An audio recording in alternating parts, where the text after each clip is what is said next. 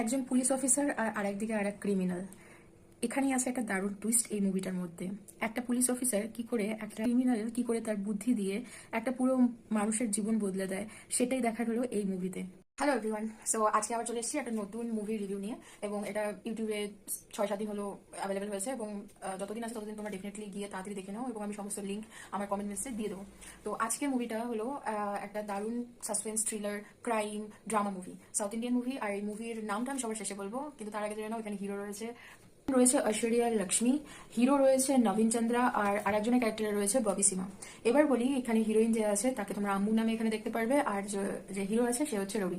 এবার বলি মুভিটা কি নিয়ে। তো আমরা বেসিক্যালি নর্মাল লাইফে যারা অ্যাডাল্ট রয়েছে, যারা জীবনে কাউকে না কাউকে ভালোবেসেছো, তো অনেকবারই এরকম অনেকেই ফিল করেছো যে রিলেশনশিপটা খুব টক্সিক, কিন্তু তোমরা এখান থেকে বেরোতে পারছো না।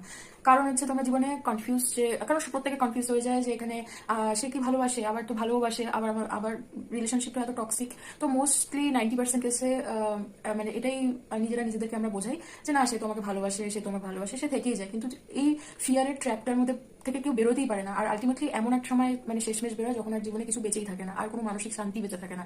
তো এখানে যে মানে মেইন ক্যারেক্টার আম্মু তার লাইফে যখন বিয়ে করে রবির সাথে, রবি একজন বড় পুলিশ ইন্সপেক্টর, এবং তার বিয়ের পরে তার জীবনে একটা ড্রাস্টিক চেঞ্জ চলে আসে। এতটা বেশি চেঞ্জ যে সে প্রতিনিয়ত দিনের পর দিন টর্চার হতে থাকে, প্রচন্ড বাজে ব্যবহার, এবং গায়ে হাত তোলা থেকে আরম্ভ করে নানা রকমের মানসিক টর্চার। সেই টর্চারটা বাড়তে বাড়তে এমন একটা পর্যায়ে চলে আসে যে আম্মু নিজের বাচ্চাও মানে নেওয়ার সিদ্ধান্তটা সে নিজে নিতে না পারে না। সো একবার সে বাড়ি থেকে তো বেরিয়ে চলে আসে, এবং অনেক কারেজ লাগে সে এটা ডিসাইড করতে যে এর এগেনস্টে সে স্টেপ নেবে কি নেবে না।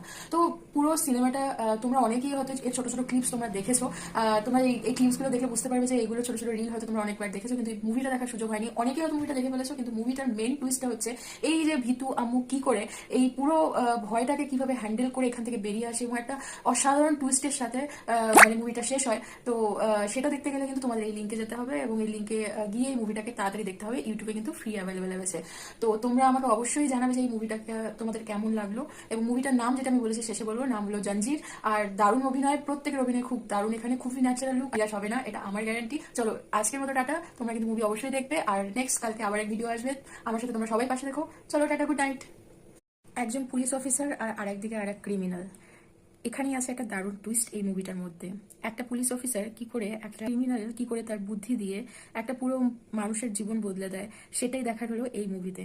হ্যালো এভরিওয়ান, সো আজকে আবার চলে এসেছি একটা নতুন মুভি রিভিউ নিয়ে, এবং এটা ইউটিউবে 6-7 দিন হলো অ্যাভেলেবেল হয়েছে, এবং যতদিন আছে ততদিন তোমরা ডেফিনেটলি গিয়ে তাড়াতাড়ি দেখে নাও, এবং আমি সমস্ত লিঙ্ক আমার কমেন্ট মেসেজে দিয়ে দেবো। তো আজকের মুভিটা হলো একটা দারুণ suspense thriller crime drama movie, south Indian movie. আর এই মুভি